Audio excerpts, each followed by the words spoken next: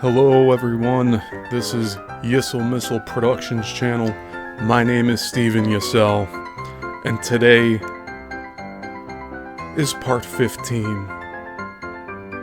of the deep dive series into the Chicago film industry. This is the end. This is the end.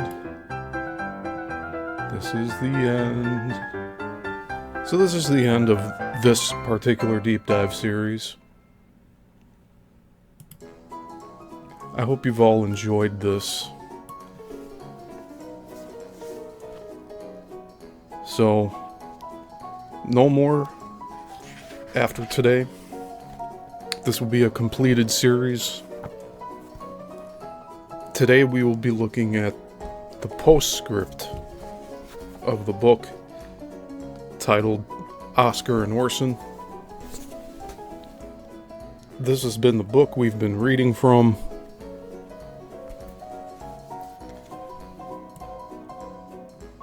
So I really hope you all have enjoyed this. If you haven't watched any others, I suggest you go back and enjoy the playlist, because it will be a completed series. Hey Jason, good to see you there in the chat. So I do apologize for not going on at 11 today. I don't know what happened. I woke up fairly late, so it's a little unusual for this series. I'm usually on top of this here, but it's all good. I think we will recover nicely. So this part of the book is 8 pages.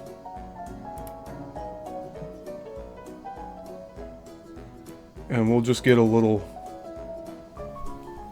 backstory on what happened after the industry died out.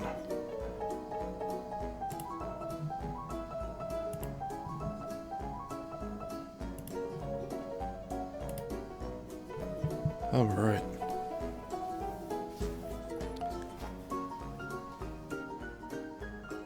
Thank you, Jason. Yeah, Jason says, I'm glad you've been putting them into playlists. I've been, actually, this entire time. But I guess it wasn't that accessible, so I started putting them in the descriptions. I'm also putting them in the comments after the videos are done being live. So I'm really trying to get that out there so people can see that they are in playlists and you can watch them chronologically. But that'll be a staple for everything going forward. You'll be able to find these multi-episode, multi-part streams, especially the re-uploads, because the playlists are going to be the edited re-uploads. If there's a little bit of glitches happening at the beginning or the end, then I'm going in there and I'm like swapping out the intro if there's something that went wrong with that. And the Let's Talk series, that's in its playlist. It's not in its own playlist, but it's in a playlist. I'll eventually get that into its own playlist. But those type, like last week's Let's Talk, I trimmed out about 9 minutes. There was a lot of dead air in the first 10-15 minutes, so I cleaned that up just so that you're not all sitting here watching me and not talking. So I'm improving on everything. So going forward, you'll see playlists available for all these deep dives. And yeah, that's about it. We'll jump right into this for today. So we have the postscript, Oscar and Orson. And we got about 8 pages today. So let's begin. Although William Selig shut down production at his Chicago studio for good in 1918, it would be another 2 years before he sold the complex of buildings to an automobile manufacturer.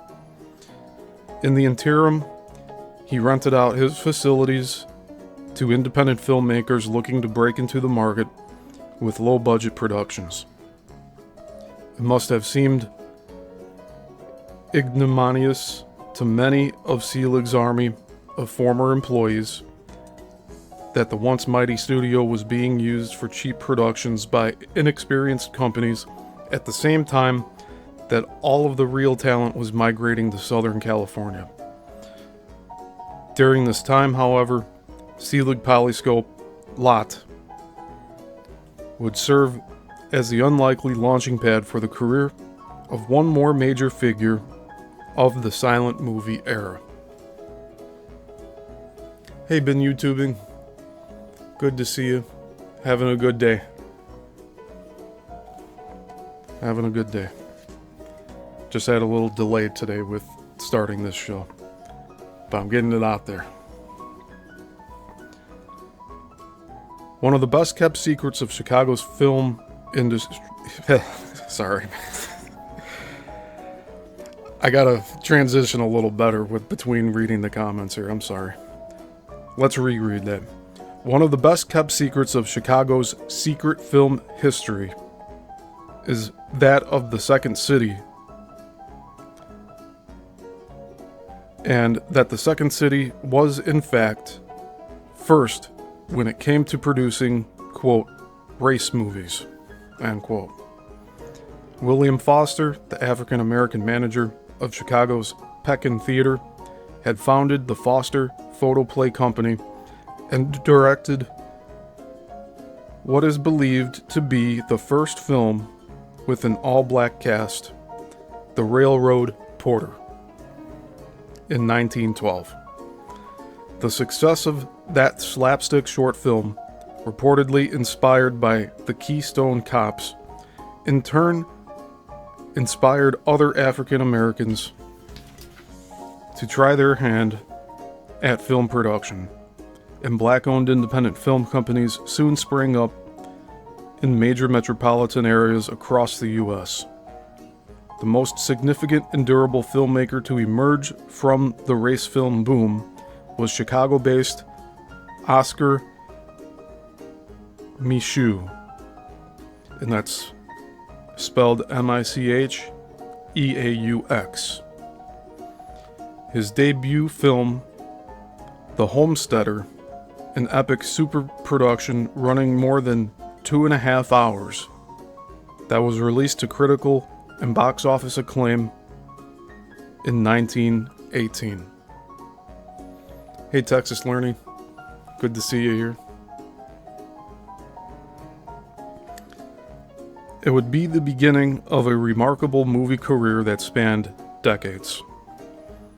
Micheaux was well known in Chicago even before he ventured into the movie business. As a young man, he spent 5 years homesteading a farm he had purchased in Gregory, South Dakota. From there, he published articles in the Chicago Defender, one of the nation's most widely circulated African American newspapers, urging black Americans to follow his example by moving west and purchasing land. Micheaux's experiences as a farmer served as the basis for the plot of his first novel, The Conquest, which he self-published in 1913. He followed up with The Forged Note, in 1915, and The Homesteader, a novel, in 1917. Micheaux traveled around South Dakota, selling these novels door to door to his predominantly white neighborhoods. Micheaux incorporated as the Micheaux Book and Film Company in 1918 and used the same door-to-door business model to sell shares in what would be his first film, an independently produced adaptation of his most recent novel. The resulting movie, shot entirely at the recently abandoned Selig Polyscope studio, was phenomenally successful with African American audiences and critics. It is, sadly, a lost film today.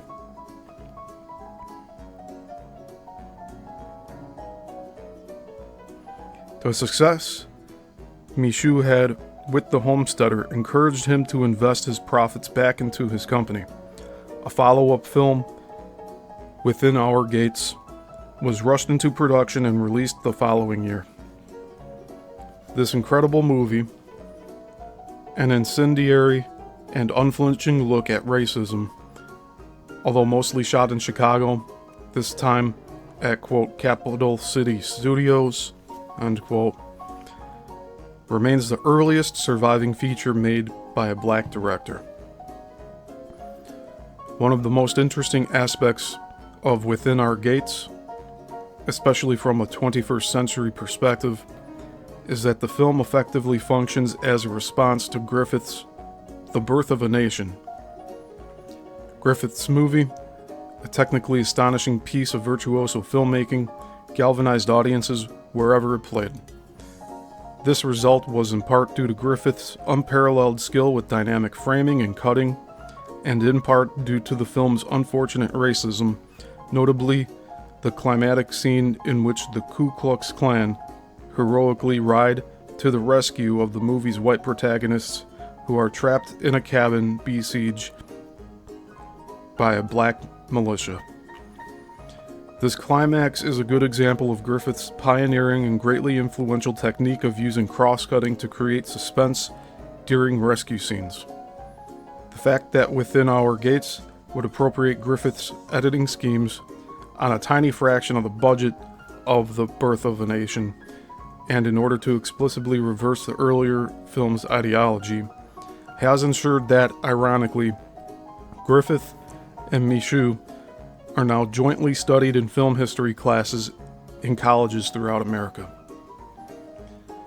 Within Our Gates tells the melodramatic and somewhat convoluted tale of Sylvia Landry, played by the peerless Evelyn Preer, a young African-American woman who endeavors to raise money to save a school for black children in the rural South. Much like The Birth of a Nation, Micheaux's story alternates between scenes taking place in the North and scenes taking place in the South, and also cuts back and forth between action occurring in separate locations in order to generate a suspenseful climax. The climactic scene in Within Our Gates is, however, rendered even more complex because it contains a lengthy flashback to Sylvia's youth, and thus involves cutting across time as well as space, and specifically the events that led to her adoptive black parents being lynched by an angry white mob. This lynching scene is intercut with an equally horrifying scene in which Mr. Griddlestone, a villainous middle-aged white man, attempts to rape the young Sylvia before recognizing a scar on her chest that identifies her as his own illegitimate daughter. This disturbing near-rape pointedly occurs beneath a portrait of America's great emancipator, Abraham Lincoln. Man, they went rough in that scene, didn't they? The Birth of a Nation justifies and even valorizes the actions of the Ku Klux Klan as necessary in order to combat the threat of potential assaults on white civilians, particularly white women, by supposedly dangerous black men. The complex and clever intercutting of the climax of Within Our Gates deconstructs this racist ideology by showing the historical reality of who did the lynching, as well as who represented a more likely sexual menace. Upon its initial release, Within Our Gates created its own Birth of a Nation style controversy, which included protracted 2-month battle with Chicago's local censorship board, headed by Charles Frazier, following the ouster of Major Funkhauser.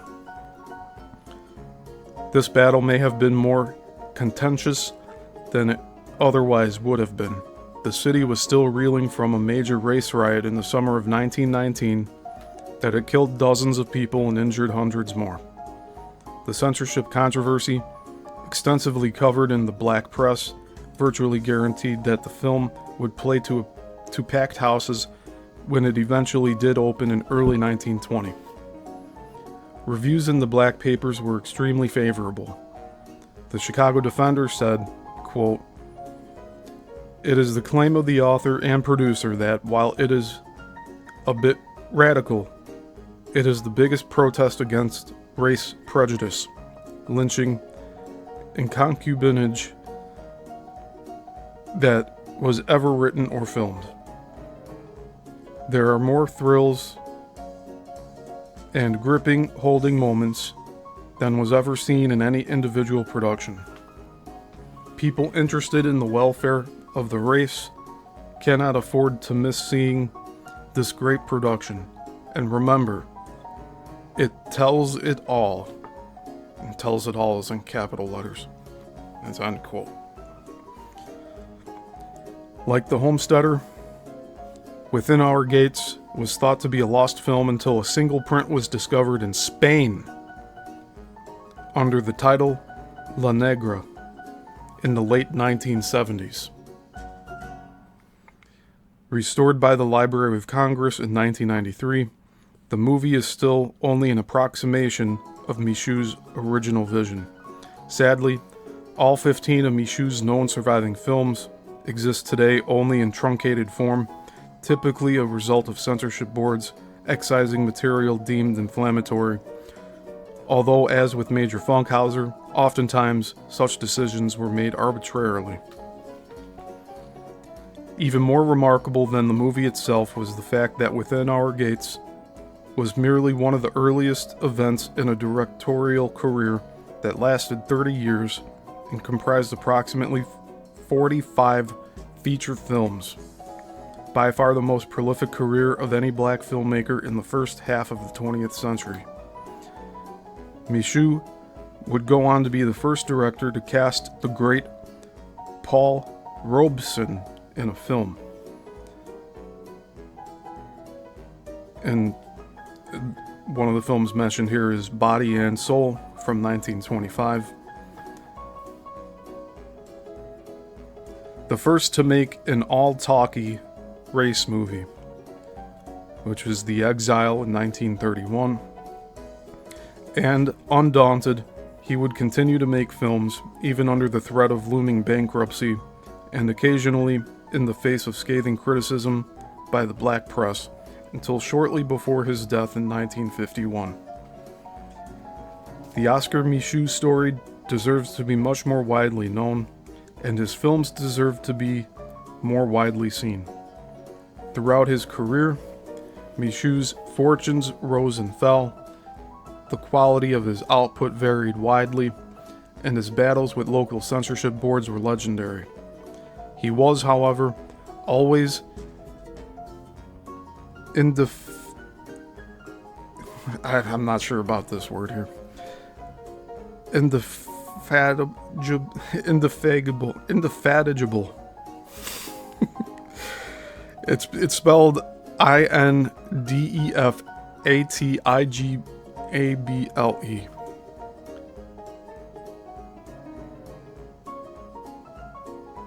Indefatigable and resilient. He had to be. Micheaux spent decades touring the country with his movies, which he self-distributed out of the trunk of his car, oftentimes while staying just one step ahead of his creditors. Impressively, he did it all during an age when independent film production was not considered a viable career path for anyone in America, much less a black man. Today, Micheaux is honored with a star on the Hollywood Walk of Fame and an annual film festival in Gregory, South Dakota. Unfortunately, there is nothing in Chicago to mark the address where he shot his first feature films.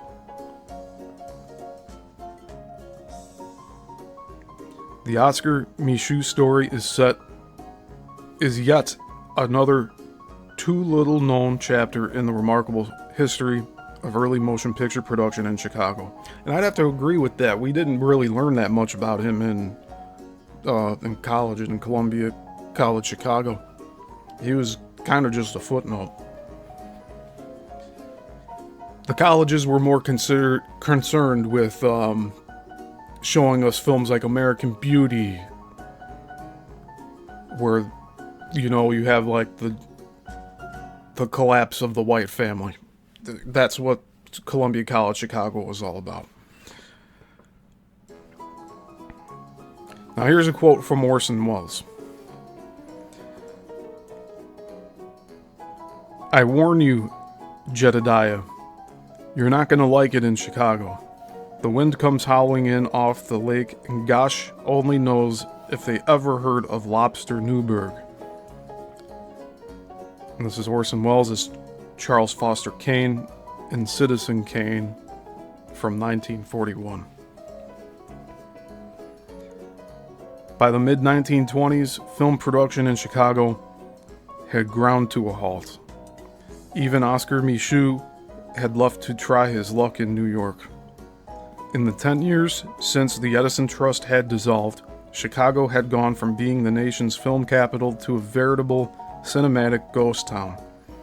The arrival of talkies helped to consolidate the power of the major Hollywood studios and made location shooting, i.e., shooting on actual locations outside of sets constructed in the California studios, increasingly rare.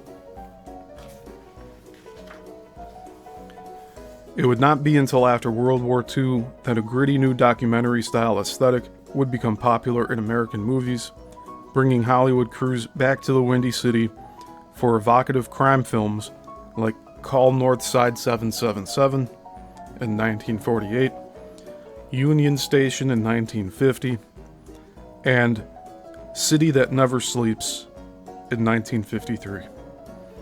There was, however, one belated silent short made in the suburbs of Chicago that deserves a mention for marking the beginning of one of the all-time great filmmaking careers. In 1934, 7 years before he set the motion picture world on fire with Citizen Kane, a 19-year-old Orson Welles made his directorial debut with The Hearts of Age, an experimental short film shot during downtime while he was studying at the Art Institute of Chicago. Ostensibly a parody of classic avant-garde movies he had seen while on trips to New York City, in particular Robert Wine's The Cabinet of Dr. Caligari from 1920, and Luis Buñuel's Un Chien Andalou from 1929, and Jean Cocteau's The Blood of a Poet from 1932, the seeds of Welles' visionary genius are already evident in this formative work.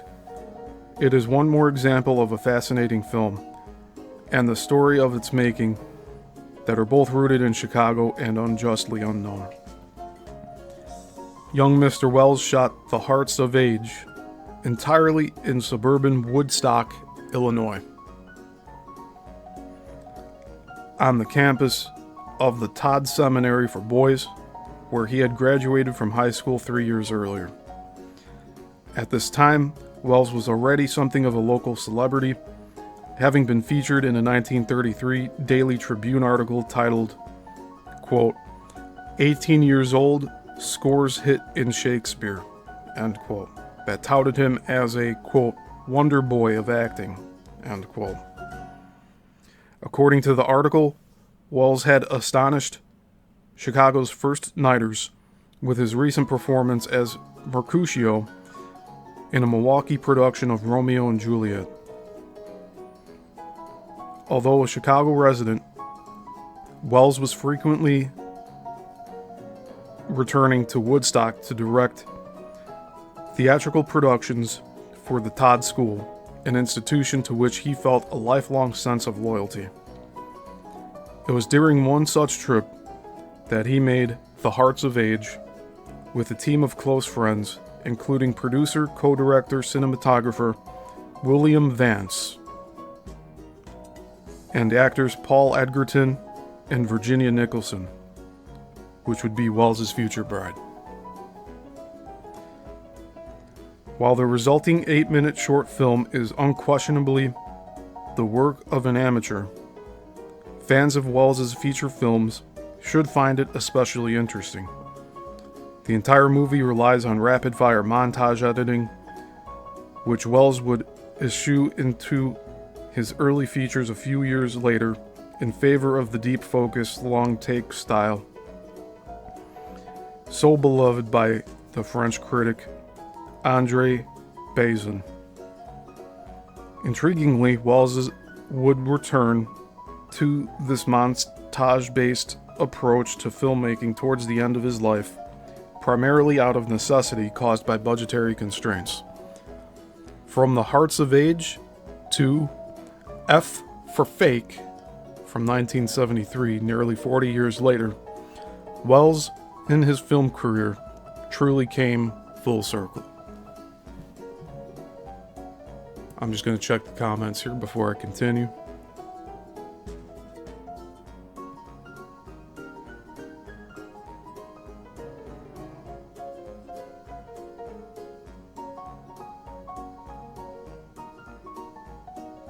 Thank you, Texas, for looking up that word.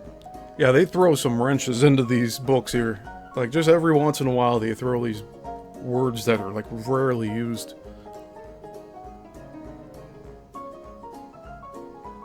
Jason H. says they didn't teach us him at all. Yeah, Micheaux really wasn't talked about at all. Like, I don't even remember him being a topic, honestly.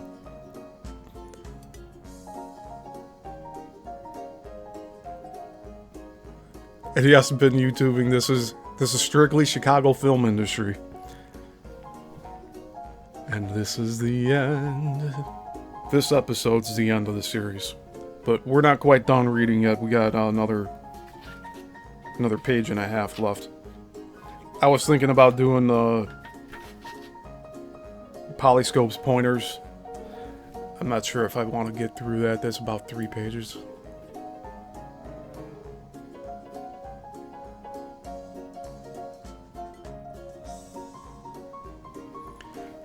Yeah, Groundhog Day was also shot in Woodstock. So, there's a film history in Woodstock, Illinois.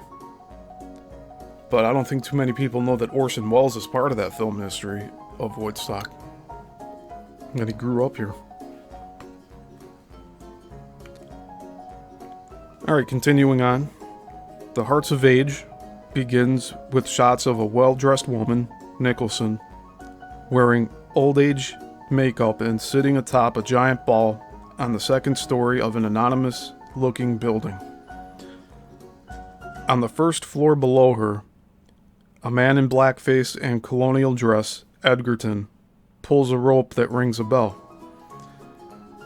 At one point, the woman waves her umbrella at the man and seems to chide him into ringing it harder. The film boldly enters murky, psychosexual, not to mention racial, territory by showing the woman pleasurably rocking back and forth astride the bell, with what appears to be her black servant toiling under her.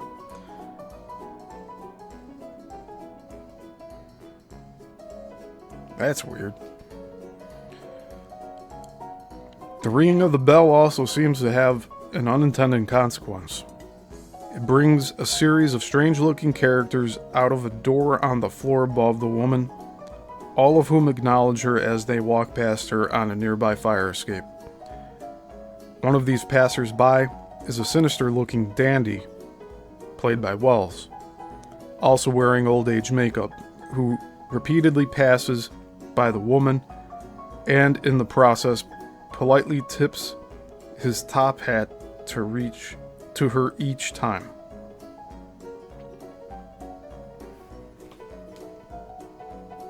And I believe we have a photograph in here of Wells with that old man makeup on. He really liked doing that, and I think he did a good job with this one too.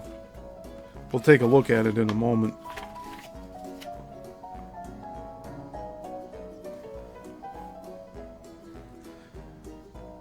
Then things got really weird.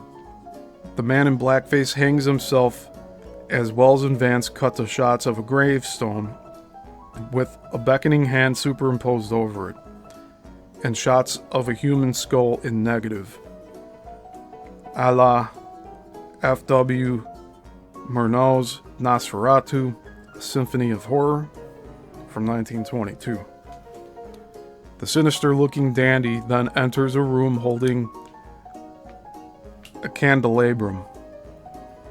He sits down at a piano and begins to play, only to find that one or more of the piano keys are not working properly.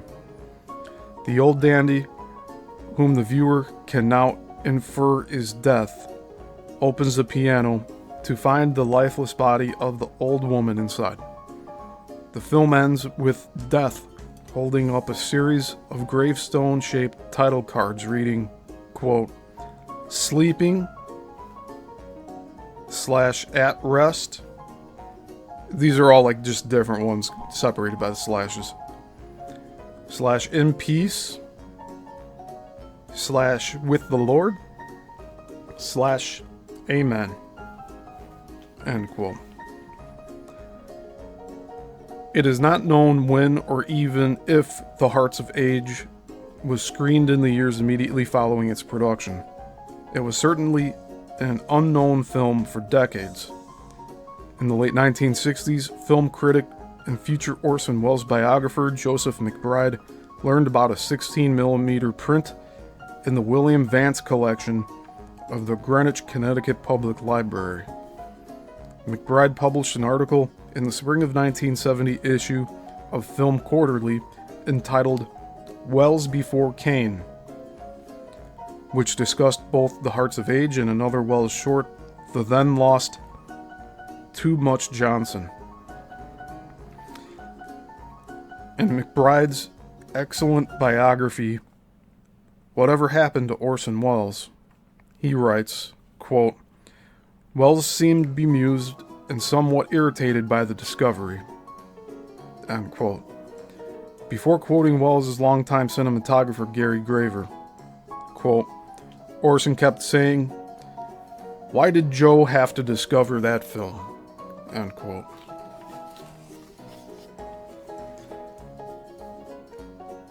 In the indispensable book-length interview, This is Orson Welles, based on transcribed conversations between Welles and filmmaker Peter Bogdanovich, edited by Jonathan Rosenbaum.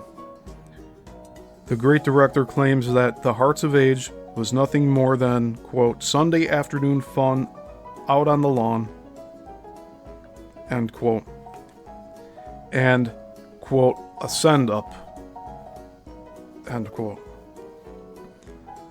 Of course, it is entirely possible that Welles did not originally intend the film to be a lighthearted parody of the avant-garde, but rather an earnest attempt to work in a mode that he had seen and admired as a young man. And his later comments may have been made in defense of hindsight. If The Hearts of Age indeed embarrassed old Mr. Welles, however, it probably should not have done so. Like the early sketches of a master painter, the film in many ways points the way toward the greatness that was to come, in particular in Welles' use of elaborate makeup and in his practice of blending techniques gleaned from the German expressionist and Soviet montage movements, which makes it an invaluable piece of the Orson Welles puzzle. The sole existing print of The Hearts of Age has been deposited with and preserved by the Library of Congress and is readily available in a good quality DVD edition by Kino Video, the transfer of which is accompanied by a delightfully jaunty acoustic guitar score by Larry Marotta. Yet, in spite of Orson Welles' reputation as one of the greatest directors of all time, it seems that even many Chicago area movie lovers are unaware of his local filmmaking roots. And I agree. Not too many people are aware of it. So now we have stills from the book. We're going to be showing directly from the book here.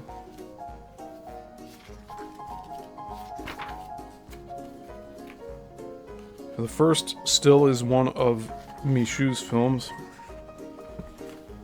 From Within Our Gates, from 1920.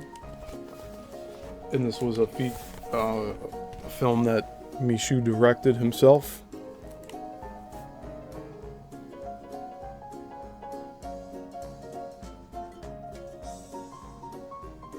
The guy in the center kind of has a mustache similar to mine.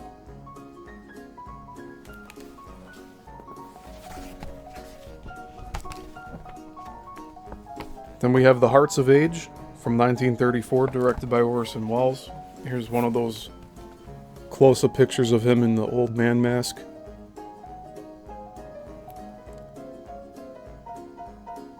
Which I think he did a really good job with doing that.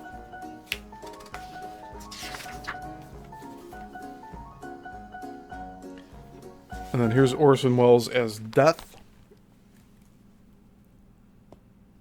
in The Hearts of Age.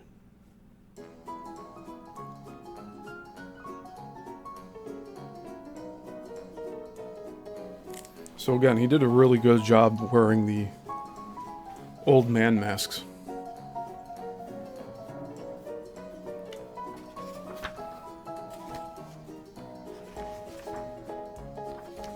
Okay, I'm gonna read Appendix A because I've been talking about doing that this whole series, and I don't want to just not do it. So we're gonna read this. This is Appendix A, Selig Polyscope's pointers on picture acting. And this isn't that long, which is why I'm choosing to do this.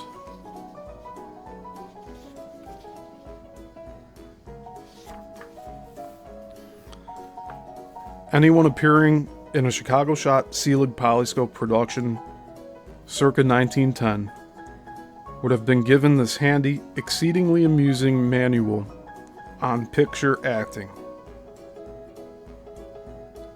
Amazing, but true. So this is a list with things that are expected of Selig's company from the actors.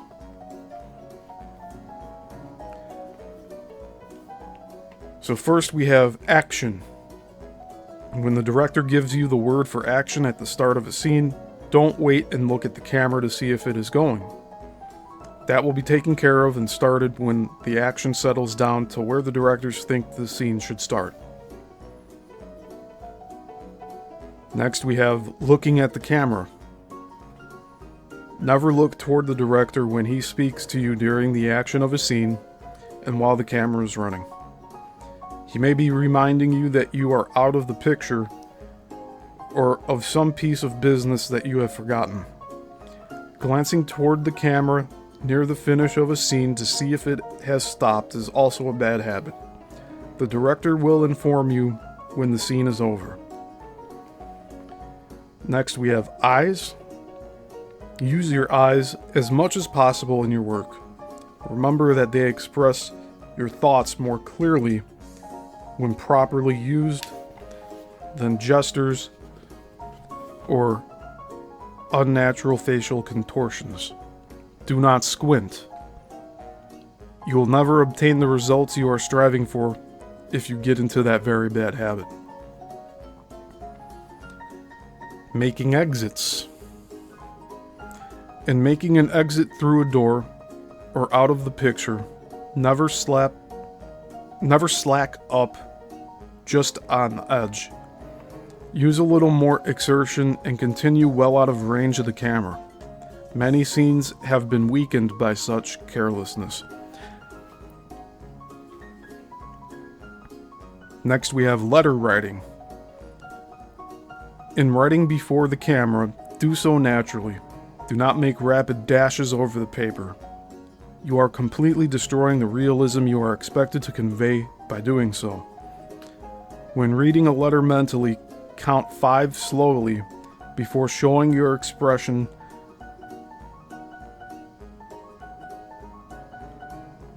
Before showing by your expression the effect of the letter upon your mind. Next, we have reading a letter. When a lady receives a letter from her sweetheart or husband, she must not show her joy by kissing it. That is overdone and has become so common by usage in pictures and on the stage as to be tiresome. Next, we have kissing. When kissing your sweetheart, husband, or wife, do so naturally, not a peck on the lips and a quick breakaway. Also use judgment in the length of your kiss. Vary it by the degree of friendship or love that you are expected to convey. Next, we have gestures. Do not use unnecessary gestures. Repose in your acting is of more value. A gesture, well directed, can convey a great deal, while too many may detract from the realism of your work. Next, we have struggling. Avoid unnecessary struggling and body contortions. Many scenes appear ridiculous by such action. For example, if in a scrimmage you are overpowered by superior numbers, don't kick, fight, and squirm unless you are portraying a maniac or a man maddened beyond control. Use common sense in this. Next, we have shutting the doors. Be careful in opening and shutting of doors in a set, so as not to jar the scenery. Carelessness in this respect causes makeovers with a considerable loss of time and film, both of which are valuable. Next, we have in picture. Be sure that you stay in the picture while working. Mentally mark with your eyes the limitations of the camera's focus and keep within bounds. You can do this with a little practice without appearing purposely to do so. Next, we have smoking. Don't smoke near the camera or where the smoke can blow across the lens. Take just as good care about kicking up a dust. If you are on a horse, it is not necessary to ride circles around the camera. Throwing dust into the camera will cause scratches and bring down upon your head the righteous wrath of the operator. Next, we have gossip. Avoid discussing the secrets of the business you are engaged in. Remember that much harm is done by spreading the news of all the happenings of the day in your work. Revealing to outsiders the plots and names of pictures you are working on or have just finished is frequently taken advantage of and causes great loss to your firm by some rival concern rushing a picture out ahead that they have on hand of the same nature. All gossip of an injurious nature is deplorable and will not be indulged in by any people who appreciate their position and wish to remain in the good graces of their employer. Next, we have promptness. Come to work on time. An allowance of 10 minutes will be granted for a difference in watches but be sure it is 10 minutes before and not 10 minutes after.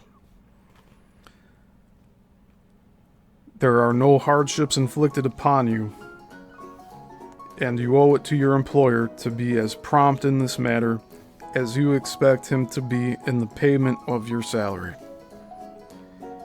Next, we have makeup. Regarding makeup and dress, do some thinking for yourself.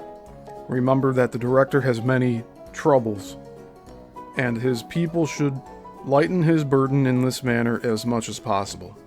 For example, if you are told to play as a quote 49 end quote minor, figure out in your own mind how you should appear, and don't ask the director if high-laced boots will do when you should know that they have only been in use for a few years.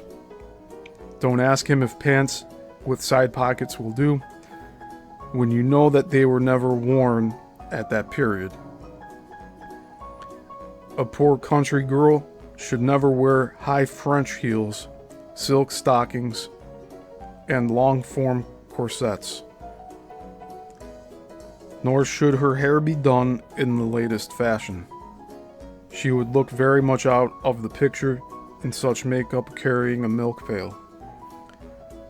Do not redden lips too much, as a dark red takes nearly black. Likewise, in broguing the face, do not touch up the cheeks only and leave the nose and forehead white.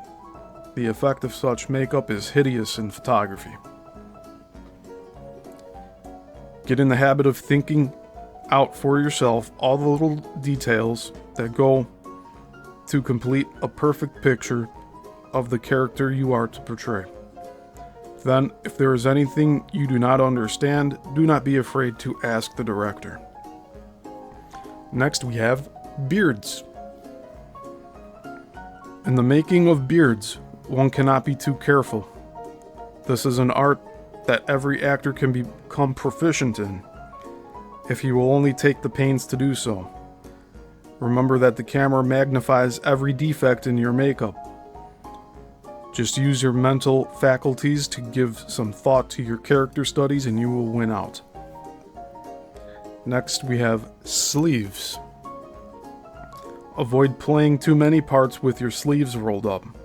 Cowboys and miners use the sleeves of their shirts for what they were intended. If you are playing tennis or courting a girl at the seaside, you may display your manly beauty to your heart's content. Do not let common stage usages govern you in this matter. Next, we have profanity. Let the gentleman exercise care when in the presence of ladies and children to use no profanity. It is just as easy to express yourself without it, if you will only try it. Next, we have use no profanity in the pictures. There are thousands of deaf mutes who attend the theaters and who understand every movement of your lips. And finally, we have parts. Do not become peeved if you are not given the part you think you ought to have. The director knows what type person he wishes to use in a particular part, and if it is not given to you, it is because some other person is better fitted for it. We should all work for the general good. By giving our employer the best we have in us, we are greatly benefiting him, and by doing so, we are enhancing our own value. And finally, Appendix B is a complete list of the extant Chicago shop films named in this book and where to see them. So these are all the remaining prints that are still available. I'm not going to read them off the list here because it's getting a little too cumbersome here. but I'll read the paragraph that precedes it. Tragically, more than 90% of all American films made before 1929 have been estimated to be lost. The further back into the silent era one looks, when the major Chicago studios were at their most prolific, the more that percentage increases. Nonetheless, some of the films discussed in this book do survive today, and through preservation efforts of the Library of Congress, the George Eastman House International Museum of Photography and Film, and the American Film Archives. The American Film Archives and other institutions, they are available to be viewed in 35mm prints, on DVD and Blu-ray, and online. The following is a list of all the extant Chicago shot films mentioned in this book, as well as how and where they can be seen.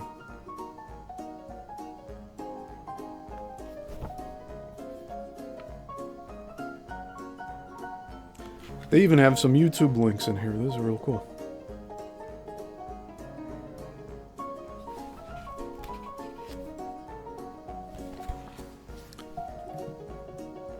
You know, instead of reading them out, I will just show them on camera here.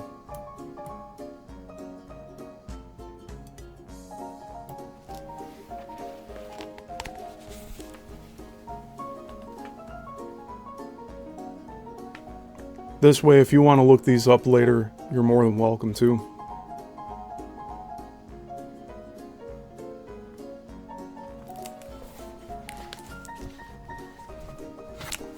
But these are the surviving films of the silent era.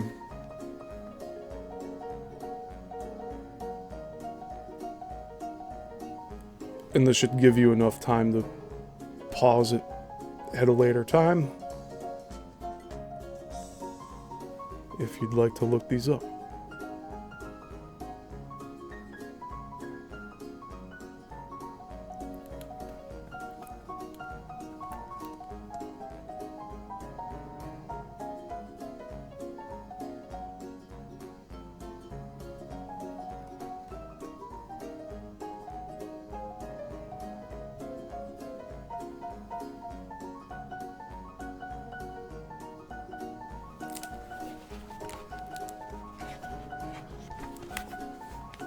Got one more page.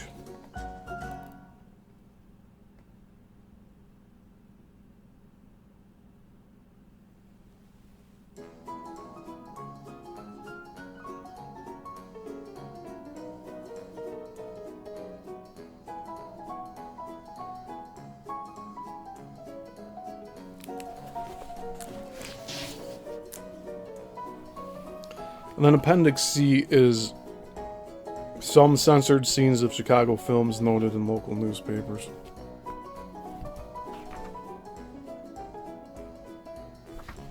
Yeah, you know, we'll read this part. It's barely 2 pages. So we'll finish reading this one.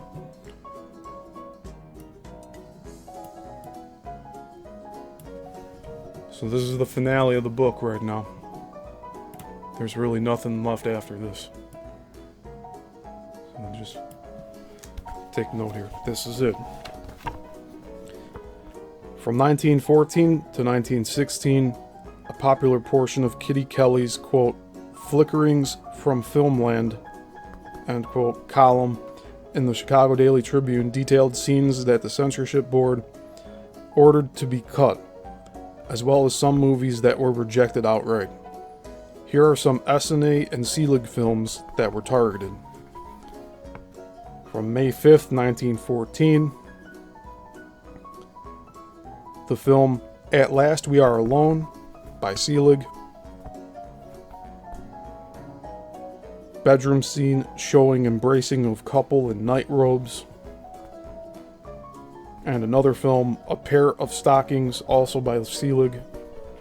Man entering and leaving room through window. Shortened scene in which he rifles through dresser. Cut out actual stealing of necklace and stockings. Next we have June 4th, 1914. The film Bronco Billy Outlaw by SNA. Shortened to flash struggle between Mexican and girl. And the film Fingerprints, also by SNA. Struggle between crook and girl. Shortened scene between detective and crooks. Next we have June 26, 1914. The film The Count of Monte Cristo by Selig. And we have a subtitle that's in question. Quote, to further his own end, Dr. Villefort suggests robbery and murder. End quote. Shooting woman. Hitting man on the head with a bottle. Man stabbing himself. And the actual killing in duel. So that's what they wanted cut. Next we have Bronco Billy and the Sheriff by SNA. Drinking scene in the church. Bad man driving congregation from church. Shortened scene showing sheriff giving money to the bad man. Giving file to prisoner. Showing file after escape. Prisoner filing bars. And prisoner escaping from jail. Next we have October 14th, 1914. The film Escape of Jim Dolan by Selig. Putting file in bottle. Sawing prison bars. Indians attacking man. Tying him to horse's tail. And horse dragging him. Subtitle about Indians torturing man. Next we have October 13th, so that's the day before, 1914, unless that's a typo. Hearst Selig Pictorial News Company number 1 by Selig, subtitle, a farmer shoes his horse by the wayside while the soldiers amuse themselves by making an effigy of the Kaiser. That's a subtitle that they wanted stricken. Next we have Her Sacrifice by Selig. Subtitles in question. A little girl who loved not wisely but too well. And that man owes my little sister something. I guess that could be taken as suggestion there. Next we have May 21st, 1915. How Callahan Cleaned Up Little Hell. And this is by Selig. It's a shortened gambling scene. Shooting police captain. Interior of dive. From beginning to where doors and rear are closed. Dive keeper with currency in hand. Eliminate idea that politician was being paid for protection.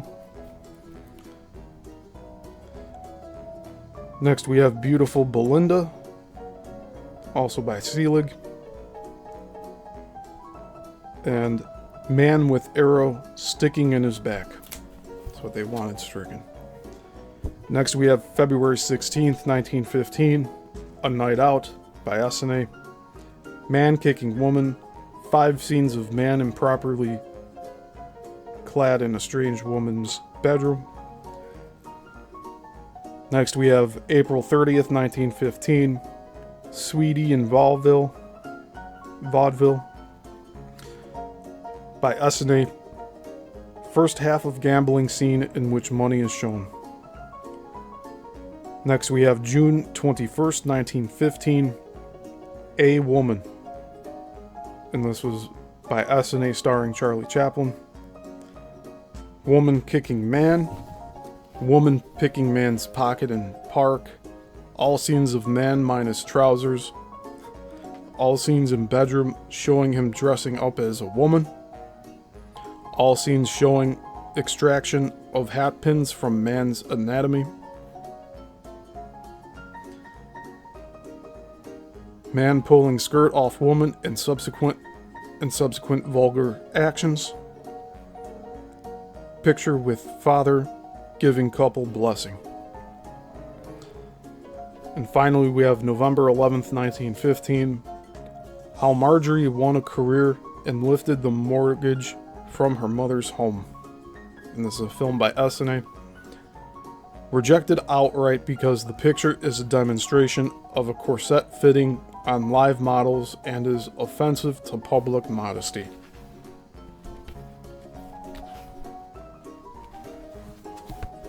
And that's it.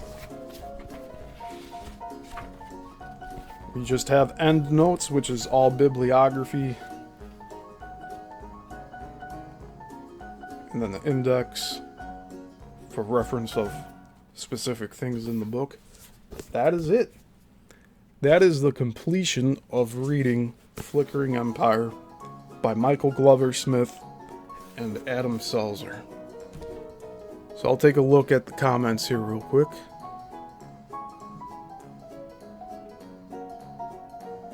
Texas Learning. And Ivy. Hey, Ivy, good to see you. Oh, Jason.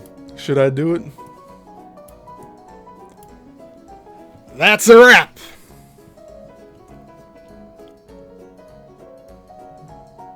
So I hope you all loved this.